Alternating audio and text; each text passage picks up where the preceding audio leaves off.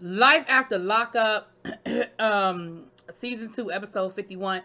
Now they saying that this season is coming to an end, but do these seasons ever end? We on episode 51 of season 2.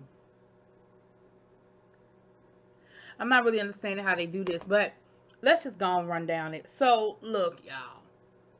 Tracy and Clint. Tracy's back home. Clint runs over there.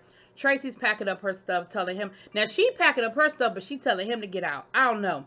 But Clint, look, let's be clear. Tracy's back because she ran out of money and she ran out of favors. Let's be clear. She is not back because she loves you. She is not back because she miss you. She is not back because she want to go to rehab. She's back because she ran out of money and favors. Now, somehow they ended up getting to this conversation, and we found out that Tracy had had an abortion, and she said that that was the worst mistake she made because her drug addiction went into overdrive after that, and she just felt, and I 100% understand. Abortion is hard on people. People think they know. People think they understand. And that's why it pisses me off every time I hear a man try to tell a woman what she can and can't do with her body. You don't know. Abortion is not an easy decision, and it's not an easy decision to live with. I've never had an abortion, but I have plenty of friends who have had to make those decisions one way or the other. Some decided to keep the child. Some decided to not keep the child. But either decision is not easy. She said she felt like they couldn't afford it, and that was a decision they made. Listen. That probably what. Let me turn this off because I got a lot going on my phone right now. Let me turn my phone off. That probably. I understand how hard that decision was for you because you were already doing drugs, so that would have been a hard decision to make to bring a child into that situation. That would have been hard. But somehow another by the end of that conversation, she gonna go to rehab. Clint, listen. No, she's not. Even if you get her to go to rehab, she's not going to stay. I just don't have any, I don't have any faith that she's going to stay. I don't have no faith. Okay? Lacey, Chris, the other boy. These three just irritate my soul. Lacey, you need to go somewhere and get some goddamn self-esteem. I need you to go get some self-esteem. You go from one man to one man to one man, back to that man, back to that man, because one, you can't stand to be alone, and two, you need the validation of a man. That's what the plastic surgery is all about. That's what all of this is about. So you know that Chris has a bad attitude and he has a bad temper. It almost sounds like he's been violent with you. And I know that y'all gonna tell me in them comments because y'all gonna give me the background of what I don't already know. But that's what it sounds like to me.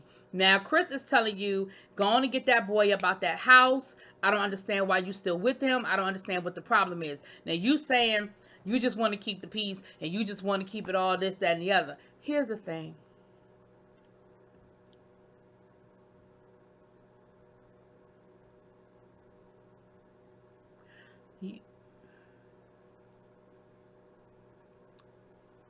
So she goes home, and then out of nowhere, the dude is sitting on the bed playing his video games. He said everything was cool last night. We were all getting along. Everything was hunky dory. And she comes in there and starts packing up his shit, throwing it into the little plastic container, telling him to get out, to leave, to get out, to leave. And he's taking it as a joke at first because he's like, "Yo, where's this coming from?" He was like, "Just yesterday, I was helping your dad put the trampoline together. We were good. What's going on? Like, where you been all day that you done came home with all this energy? Like, what is really going on?" Because Chris is outside waiting. Sounds like you're going from a relationship where dude is, yeah, he's immature, yeah, he slept with somebody else and he made a mistake. But I don't know. I think if given a choice between the two, I think I prefer you with the little boy than I prefer you with Chris. Because Chris sounds like he is very controlling and borderline abusive. I don't know. Anyway, that's that. We're going to pick up next week with them.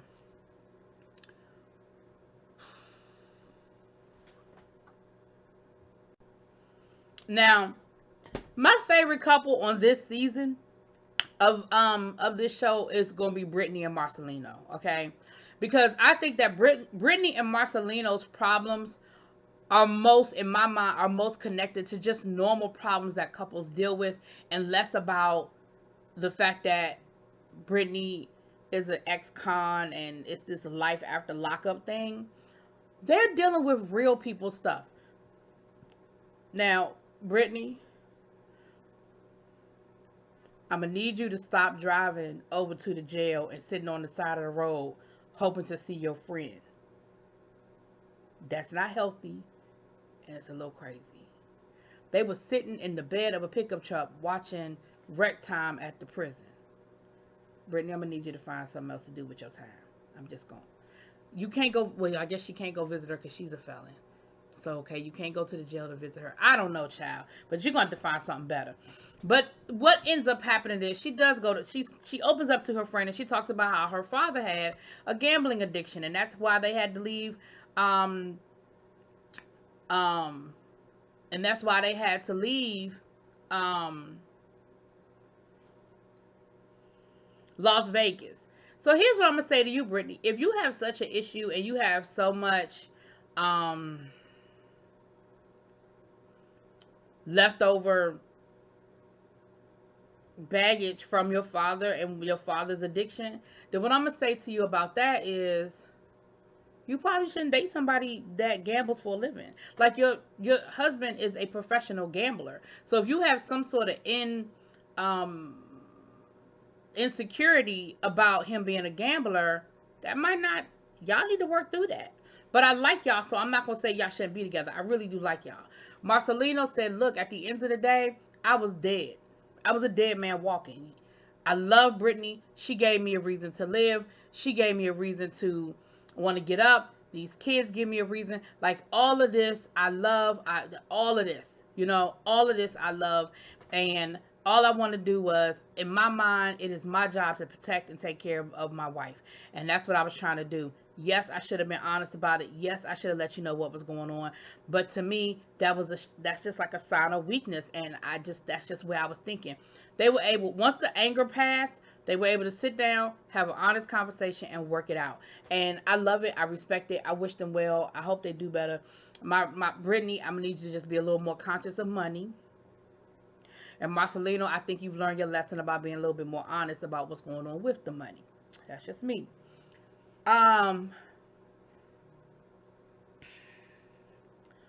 Toni and what's this girl name? What's this woman name? Brenda?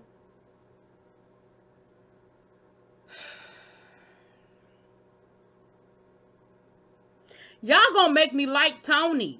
Y'all are really gonna make me like Toni. I read y'all comments and I heard what y'all said about Tommy and how Tommy was there for her when Toni disappeared, and Tommy's been there for her and he's her friend and this, that, and the other. That doesn't negate the fact that Tommy is in love with this woman, and all Tommy is doing is trying to sabotage an already fragile situation, because at the end of the day, he thinks he's going to end up with her. If he can convince her to leave Toni for good, then he feel like that he can slide up in there. Tommy, let me be clear with you, boo. That's not going to happen. If she wanted to get with you, she would be with you, because you were there before Toni. She don't want you.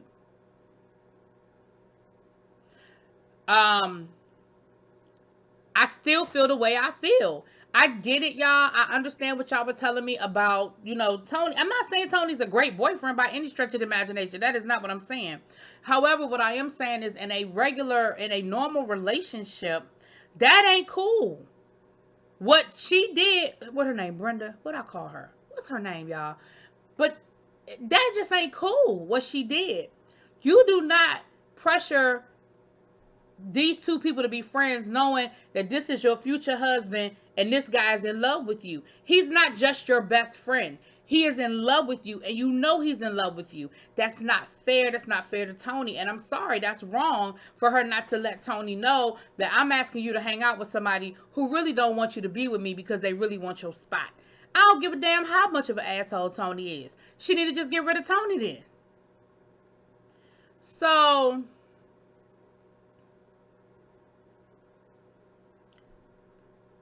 they're at the venue.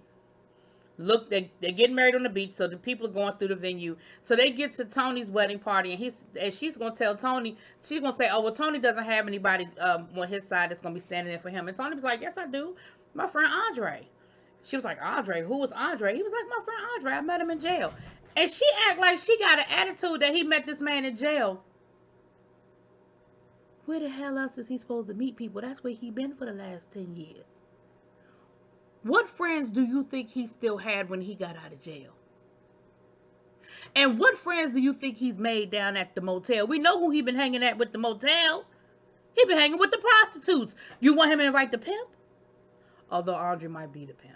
But that's another conversation, okay? We're not going to talk about Andre. He might be the pimp. But who did you think, like seriously, who did you think he would, where has he been meeting people?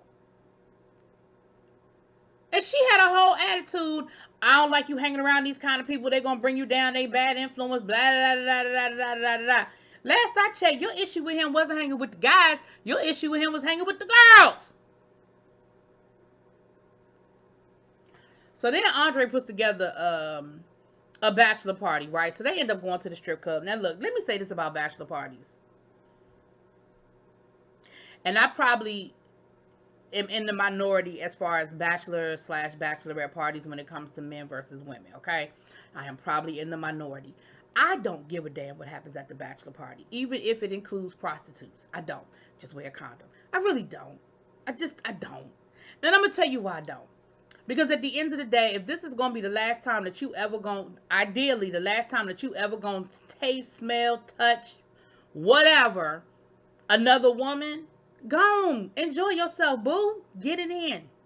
Get drunk. Do all that. I don't want to know about it. I don't want no pictures. I don't want no evidence. Just do what you do and be sober when your ass is standing in front of me at the altar. That's it. That's it. Now, I know I'm probably the minority, but I'm also old. Well, so is she. Number 2, Toni. Why the hell would you take Tommy with you to the bachelor party? You know you're going to the strip club, and you know you have no intention of being a good boy. Why would you take... We just had this conversation about how Tommy is in love with this woman, and she's trying to do anything she can to sabotage your relationship. What were you thinking? So they down to the bachelor, they down to the damn strip club, and Tommy, and that's the other thing, you can tell this scene was strictly for the cameras, because it ain't no way in hell you can really sit here and tell me that you have every intention of sabotaging my marriage, and I don't knock the shit out of you. Tommy straight up told Toni, I'm here, I'm going to catch you slipping, and when I catch you slipping, I'm going to use it to my advantage because I want your woman. That is what he said. Toni was like, I'm trying to like you. I'm trying to, no, he didn't say I'm trying to like you. I'm trying to move past all of this. I'm trying to move past it, hell. Move past it, hell.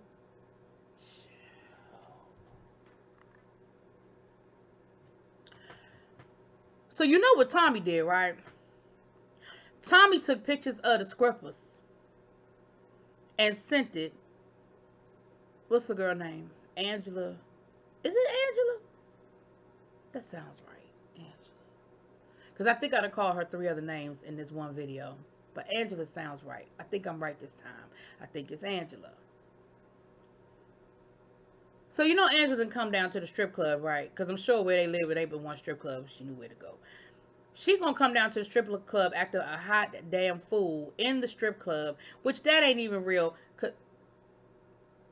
I might want to speak on that. That was a ridiculous scene. And Tommy gonna walk off to the side like he ain't had nothing to do with it. Petty, petty man. You petty man. Alright. Are we done? Last but not least, are we at the last people yet? Let's see. We talked about them.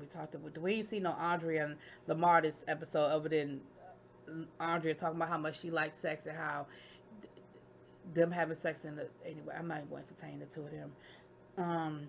We had Clint and Tracy, we had them, okay, so now we're down to Michael, Maria, Sarah. Megan ain't even had nothing to do with this. Megan is down in, where Megan living in Arizona, Mexico, where we're living her best life. She ain't even think about that, at least until next episode. Look like Megan's back next week, child. Sarah, let me say this to you, boo.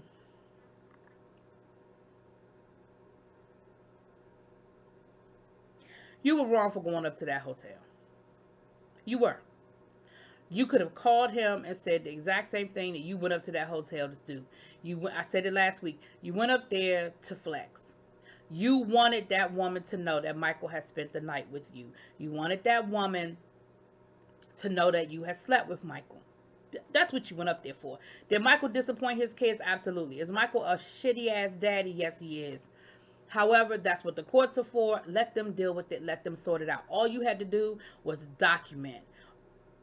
Tell your lawyer the next day. Say, look, I did what you told me to do. I let him come and visit the girls. I let him spend time with the girls. He was fine on this date, but on this date, he promised that he was going to do X, Y, and Z, and he didn't do it. And I called him. I texted him. He didn't respond. He left town without saying goodbye. My daughter is devastated. That's what you would do if you really was worried about them kids and you really was trying to get visitation limited or whatever. That's what you do. You going up there and then you trying to force him to get in your car so you can make him go say goodbye to his kids. Stop it, Sarah. Stop it. Now, Maria, you real extra. See, Sarah, you thought you was running up on Megan. And Sarah even said that. She said, Megan was disrespectful, but Megan never tried to fight me. I mean, Maria wants to fight. And da-da-da-da. Yeah, Maria wanted to fight you. That's why you should have took your ass up to that hotel. Here's the thing. Maria know good and daggone well Michael slept with you. Maria knows exactly. And if she knows. She knows. But she can't let you see her sweat. Probably when that camera wasn't on. Probably when they got back to wherever the hell they came from. Oh, she gave it to Michael real good. I feel like she gave it to him good. But here's the thing. Maria, you were wrong for trying to turn this into a physical altercation. You were. Michael, you were real extra too. When the people came out there to ask you to be quiet, then you to keep your voices down. Now you want to yell at them and flex at them, and it sounded like you almost tried to get physical with them. Then they called the police, and now you're worried about getting arrested, and they had to bring the van and hurry up and get you out of there. And Sarah's talking about, get in the car now, Michael. They called the police. Get in the car now. What made you think Michael was going to get in that car? And then you're going to give him an ultimatum. Either choose your kids or choose her. No, it's not choosing her kids or choosing his kids or choosing her. It's him getting in the car with you. See what I'm saying? It was a mess. The whole thing was a mess. And then at the end, when it was all over said and done, who was standing there looking real stupid? You, Sarah. You. Because you should have never took your ass up there. And Maria even said that. She said, you could have called and said this. Now, again, I ain't defending Maria because I think Maria was out of line. I think she was out of pocket and I think she was out of line. But hell, I think all three of y'all got issues. And I think all three of y'all are wrong and out of line. Because Maria, your ass ain't need to be there. Period. Period. Anyway, y'all, that's life after lockup. I went way left with that one. But y'all let me know what y'all think. Talk to y'all later.